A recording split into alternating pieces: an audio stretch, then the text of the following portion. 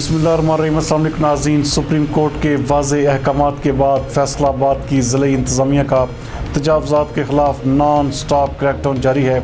हमारे नुमाइंदा खसूसी इब्रार हुसैन के मुताबिक इस सिलसिले में आज इतवार छुट्टी के दिन भी assistant commissioner city Syed Ayub Bukhari की निगरानी में गुलाम मोहम्मदाबाद में इंसदाद तजावुज़ात के हवाले से खसूसी ऑपरेशन किया गया।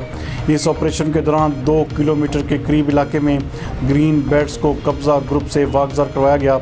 नाज़रीन, आपको एक बार फिर पता चलें कि assistant commissioner city Syed Ayub Bukhari की निगरानी में नाडवाला रोड पर गुलाम मोहम्मदाबाद में कबूतरावाला चौक के नज़दीक तकरीबन 2 किलोमीटर के करीब इलाके को ऑपरेशन के ज़रिए ग्रीन बेल्ट्स को कब्ज़ा ग्रुपों से वागज़ार करवा लिया गया है।